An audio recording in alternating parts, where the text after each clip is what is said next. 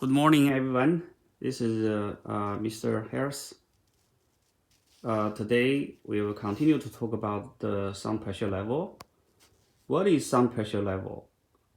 Sound pressure level is a measurement of sound pressure that use pascals, PA as its unit of measurement. Sometimes we call it SPL. We convert that into the most popular decibel scale or dB scale. Simply put, decibel are a measure of the sound pressure level.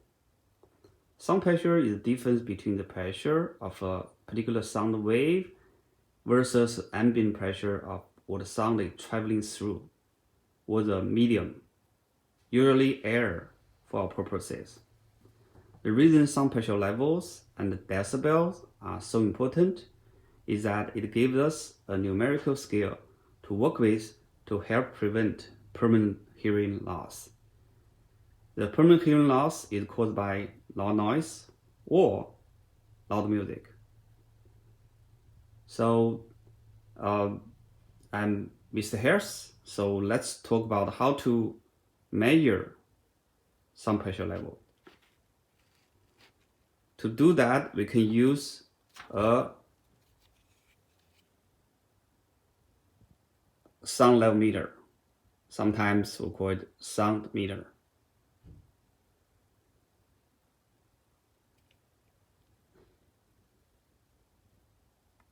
Say if I don't speak, it's about 34 decibel. If I speak, it's about around 70 decibel. And let us give you a general idea of how loud something sounds at a certain decibel level. Typically, we need to mention the sound source, then we can give a typical sound level for that sound source. The minimum we can hear is called threshold. Threshold of hearing is 0 decibel. Human breathing is 10 decibel. Silent study room, 20. North rim of Grand Canyon, 30. Soft whisper, 40. Office, 50. Normal conversation from 3 feet away, 60. Loud speech from 3 feet away, 70. Noisy cafeteria, 80. Shot from 3 feet away, 90. Construction site, 100. Nightclub, 110. Rock concert, 120. Jet taking off from 200 feet away, 130. Threshold of pain, 140. When we talk about the pain, threshold of pain, 140 means if there's sound pressure level of 140, our ears are painful.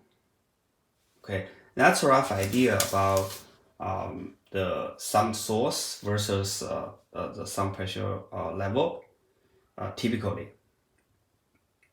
And our subjective feeling is different from sound pressure level. Subjective feeling means how do we feel in our ears. We typically say soft, quiet, loud, very loud, that kind of description. So how do we describe those typical sound pressure levels? Usually between 10 decibel and 20, we say they are soft. Between 30 and 40, we typically say quiet.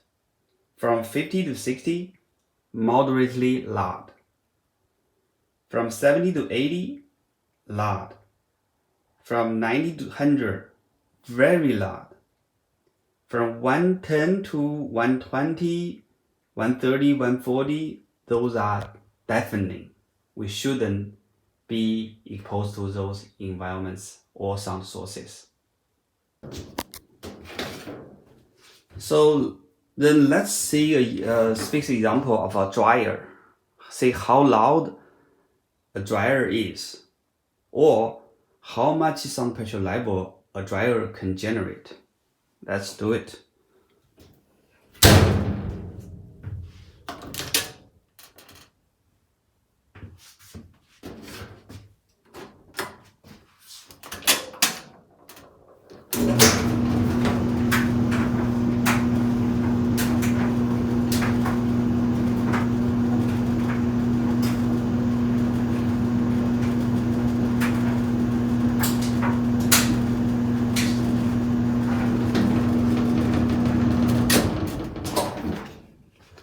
Okay, we can see that we lock it. The sound pressure level of a dryer is 67. It's between regular conversation and loud conversation. Okay. Then let's talk about 6 dB rule. When it comes to the sound pressure level, keep in mind that the sound pressure does the actual damage. The effect based on distance from the source. Let's say you have a sound at 80 dB decibel from 20 feet away. If you increase that sound pressure level by 6 decibel, it's like listening to the original 80 decibel from 10 feet away, half now. Let's go back to start. 80 decibel from 20 feet away. Now, let's see you move to 40 feet away instead of changing the volume. What's the actual effect? The SPL drops to 74 decibel. Relationship is always 6 decibel change for every halving or doubling of the distance. It is called the 6 dB rule. So here's another way to look at it. Starting with 102 decibel sound from 10 feet away, you move to 20 feet, the decibel is 96 dB. To 40 feet, the SPL is 90 dB. To 80 feet, the SPL is 84 dB. To 160 feet, the SPL is 78 dB. Then how much sound pressure level is safe? For how long?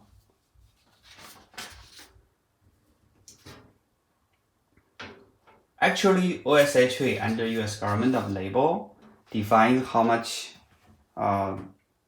noise you can be exposed to over specific period of time. For example, you can work for 8 hours with your ear catching 90 decibel, but you can only work for 1 hour at 105 decibel. Both of those are limits per day or permissible duration per day. We can have some more examples. For example, if the decibel is 90, limits per day is 8 hours. 92, 6 hours. 95, 4 hours. 97, 3 hours. 100 dB, 2 hours. So remember, construction site, 100 dB. So that means when I stay in a construction site without ear protection, I can only stay no more than 2 hours. 102 decibel, 1 hour and 30 minutes. 105, 1 hour.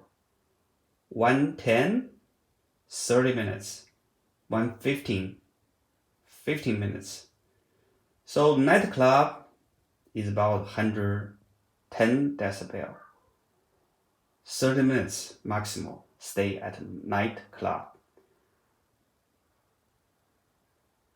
Rock concert typical is 120 decibel. So anything above 115, OSHA recommends do not stay, leave right away, because the permissible duration per day is none. Okay, anything above 115, none. That means no rock concert, no jet taking off from 200 feet away, and nothing like that. The thunder, right? Thunder sometimes about 120 decibel. Of course, nobody will listen to thunder for some time, right? Everybody avoids it. But rock concert, right, is something people keep forgetting.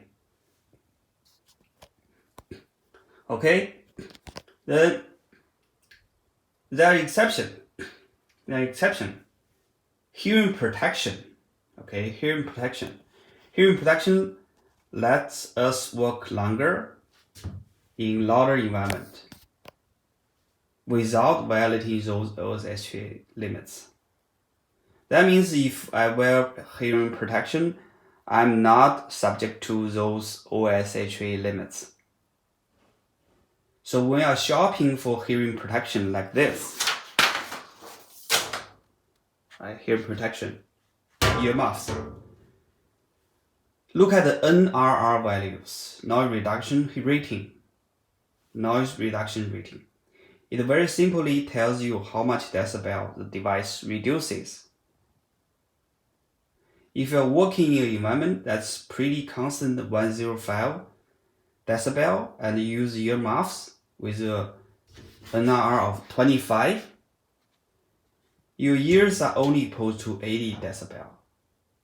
Pretty safe, because 80 decibel equal to 105 minus 25.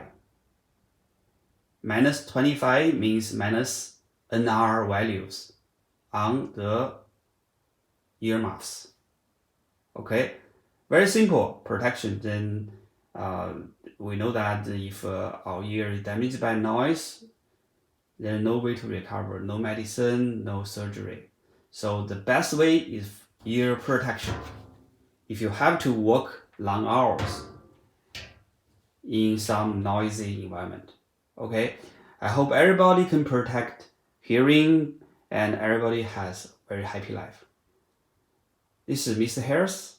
If you like my video, you can feel free to subscribe or like. Your support is motivating me a lot. Thank you very much. Bye bye.